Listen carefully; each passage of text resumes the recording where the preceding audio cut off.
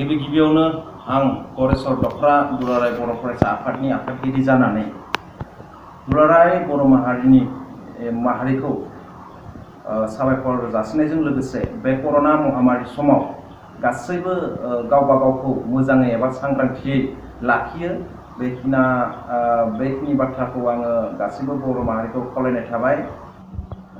दा बे समाव जोङो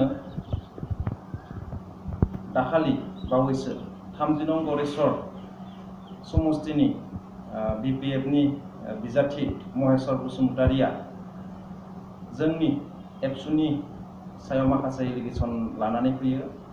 दा बे बिथांनि बाथ्राफोराव गरेस्वर दखरा दुलाराय बर' फरायसा आफादनि जानानै बिथांनि सायाव जों गोख्रोङै सोंखारियो।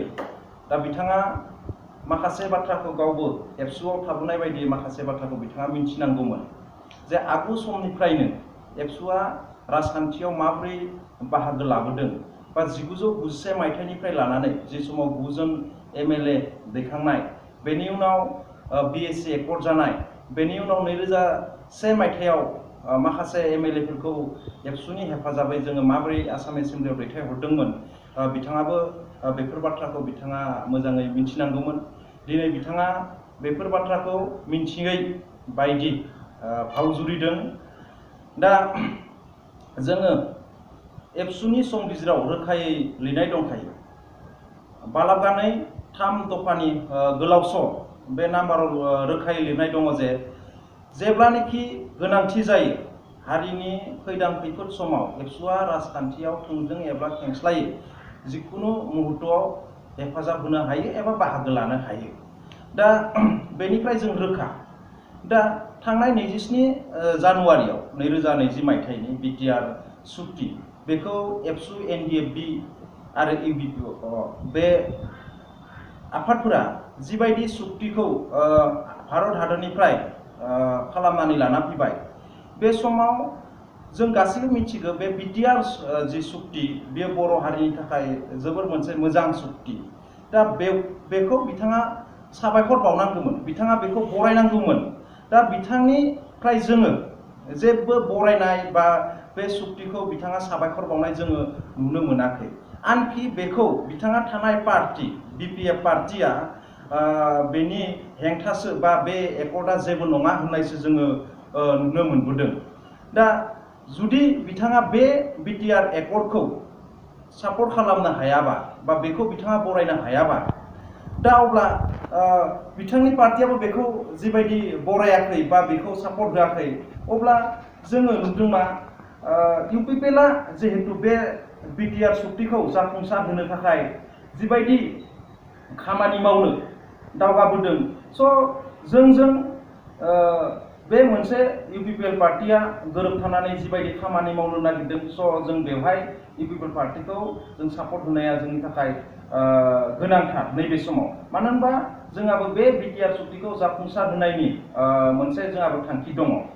दा UPPLआ जिहेतु बर'नि माहारियारि आफाद एबसुजों जिहेतु दानानै होजानाय राजखान्थियारि जि बर'नि प्रब्लेमफोर बेखौ सुस्रांनो थाखाय, दा बेवहाय जोङो बे UPPLखौ जों सापर्ट होनायाव बिथाङा दिनैनि दिनाव जेबो खर' सानो गोनां थानो गोनां नङामोन।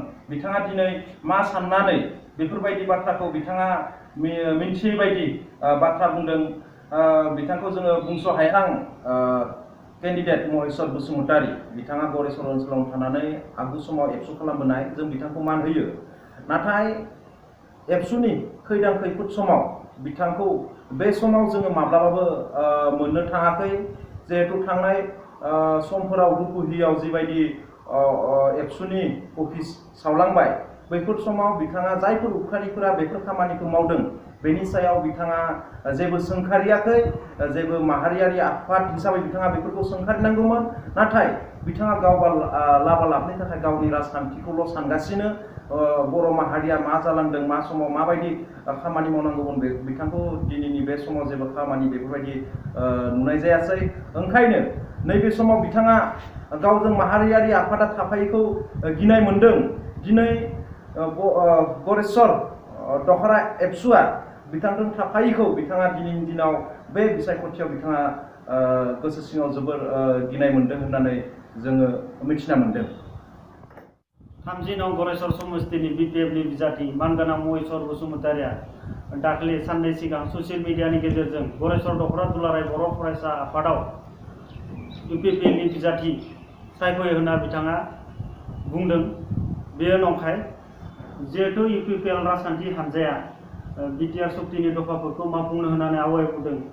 बेयाव UPPL राजखान्थि हान्जाजों दुलाराय बर' फरायसा आफादजों रायज्लायनायाव बिथांमोना खर' सानांगौ जेबो गैया।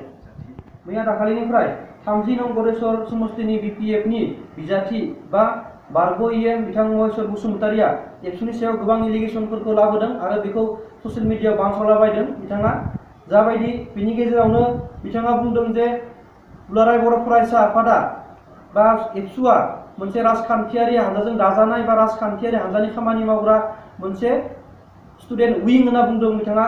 बे बाथ्राखौ जोङो सोंखारि हरदों मानोना बिथाङाबो मिथिगौ दिनै दुलाराय बर' फरायसा आफादा मा खामानि मावबोदों हारिनि थाखाय बा जायगानि थाखाय ससाइटिनि थाखाय। आरो जोङो सोरबा राजखान्थि आफादनि थाखायल' खामानि मावनो थाखाय एबसुआ दाजानाय संगठन नङा बेखौ बिथाङा थारैनो मिथिगौ जानांगौ। मानोना बिथाङाबो आगोलनिफ्रायनो एबसुनिनो सासे सोद्रोमामोन। नाथाय दिनै बिथाङा BPF हान्जायाव थानानै दिनै एबसुखौ सोंखारिनो हमदों। बे बाथ्राखौ जोङो गनायना लानो हानाय नङा। बिथाङा दिनै गोबां पार्टिफोरजों बा गोबां स्टुडेन्टनि विंफोरजों रुजुदों, जेरैबायदि BJPनि ABVP, कंग्रेसनि NSUI आरो गावसोरनि BPF हान्जानि BSU जों रुजुदों बिथाङा। बे मालाबाबो जानो हानाय नङा। आरो उनफोराव जाहाथे बिथाङा बेफोरबायदि संगठनजों बा स्टुडेन्ट पलिटिकेल विंजों जेनेबा जोंखौ रुजुआ, बेनि थाखाय जोङो दख'रा आफादनिफ्राय जों